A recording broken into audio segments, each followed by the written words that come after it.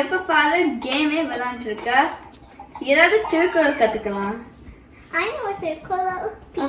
அப்படியா? சொல்ல. பிலிப்பாய் சாகரும் அச்சரும் அப்பந்தம் சாலும் நிகழ்த்த பெயர். ஓ, இந்த திருக்குறள் தெரியுமா? சரி, அதோட அர்த்தம் தெரியுமா? சரி, நான் உனக்கு சொல்லி கொடுக்குறேன். இப்ப போய் நீ கிருஷ்ண சாமி எடுத்துட்டு வா. இதோ கிருஷ்ண சாமி. ஓகே.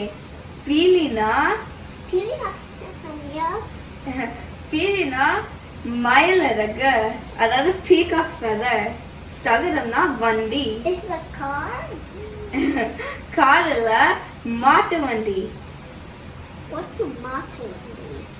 கார் பெட்ரோல் ஓடுதுல, அந்த மாட்டு வண்டியில அந்த வண்டிக்கு மாட்டை கட்டி விட்டுருவாங்க. அந்த மாடு அந்த வண்டியை இழுத்துட்டு ஓடும். மாடுக்கு வண்டி இழுக்கிறதுக்கு அவ்வளோ ஸ்ட்ரென்த் இருக்கும். மாட்டு வண்டியில பெரிய பெரிய சக்கரங்கள் இருக்கும். அந்த வண்டிக்கு அந்த சக்கரத்தை அட்டாச் பண்றதுக்கு ஒரு அயர்ன் ராட் தான் அச்சு. பீலிப்பாய் சாகாடும் அச்சிரும் அப்பந்தம் சால மிகுத்து பெயன். அப்படின்னா பீகாக் ஃபெதர் எவ்வளவு லைட் வெயிட்டா இருக்கு பாரு. இது இவ்வளவு லைட் வெயிட்டா இருந்தா கூட நிறைய பீகாக் ஃபெதர்ஸ ஒரு வண்டியில போட்டா அந்த அச்சு இருக்குல்ல, அது முறிஞ்சு போயிடும். அதாவது அந்த வண்டி தாங்கிறதுக்கு அதிகமா வெயிட் வச்சுனா அந்த வண்டி பிரேக் ஆயிடும்.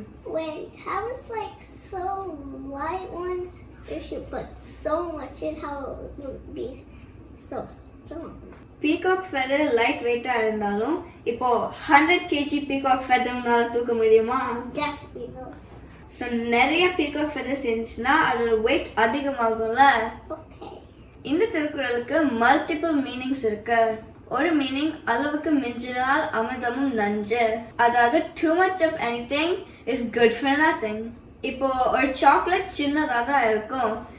இந்த மாதிரி 100 சாக்லேட் சாப்பிட்டேன்னா என்ன ஆகும்? Definitely get sick. ஸோ அளவுக்கு மிஞ்சி சாப்பிட்டா நமக்கு நல்லது இல்லைல்ல, அந்த மீனிங்கும் எடுத்துக்கலாம். இன்னொரு மீனிங், அந்த காலத்துல மன்னர்கள் பகைவர்கள் போர் பத்தி திருவள்ளுவர் சொல்லியிருக்காரு. ஆனா அத இந்த காலத்துக்கு ஏற்ற மாதிரி எனக்கு சொல்லி கொடுக்குறேன். இன்னொரு meaning is unity is strength. இப்போ ஒரு பெரிய வேலைய நீ ஒரு ஆள் மட்டும் செய்ய முடியுமா? ஆனா இந்த மாதிரி நிறைய பேர் சேர்ந்தா அந்த வேலையை செய்ய முடியுமா? Of course. சோ அதுதான் யூனிட்டி இஸ் ஸ்ட்ரெங்த். நீ மயில இருக்க மாதிரி சின்ன பிள்ளையா இருந்தாலும் உன்ன மாதிரி நிறைய பேரை சேர்ந்தாங்கன்னா அந்த வேலையை ஈஸியா செய்ய முடியும். இதுக்கு பேர் தான் டீம் ஒர்க். இது ஸ்கூல்ல ஆஃபீஸ்லயும் மட்டும் இல்ல, நம்ம வீட்லயும் அப்ளை ஆகும். இப்போ வீட்ல அம்மா என்ன வேலைலாம் செய்யறாங்க? She cooks, scooters, muddies.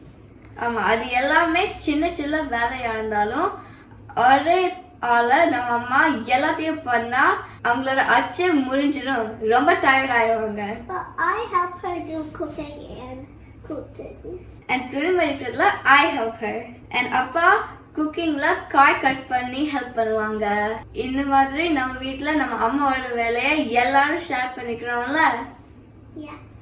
இது மட்டும் பார்த்தாது, நம்ம வேற என்ன வேலை இருக்கோ அதையும் ஷேர் பண்ணி பண்ணணும். அண்ட் முக்கியமா நம்ம வேலையை நம்ம பண்ணாலே அம்மாக்கு பாதி வேலை குறையும். ஸோ இந்த மதர்ஸ் டேக்கு நம்ம அம்மாக்கு கொடுக்குற பெரிய கிஃப்ட் ஷேரிங் ஹர் ஒர்க். அவங்க ஒர்க்கை ஷேர் பண்ணா அம்மாவும் லைஃப் லாங்கா ஹெல்த்தியா ஹாப்பியா இருப்பாங்க. Happy mother's day. இந்த வீடியோ பார்த்துட்டு இருக்க நீங்களும் உங்க அம்மாவோட ஒர்க்கை ஷேர் பண்ணுங்க. அனைவருக்கும் அன்னைய தினம் வாழ்த்துக்கள். நன்றி. Bye.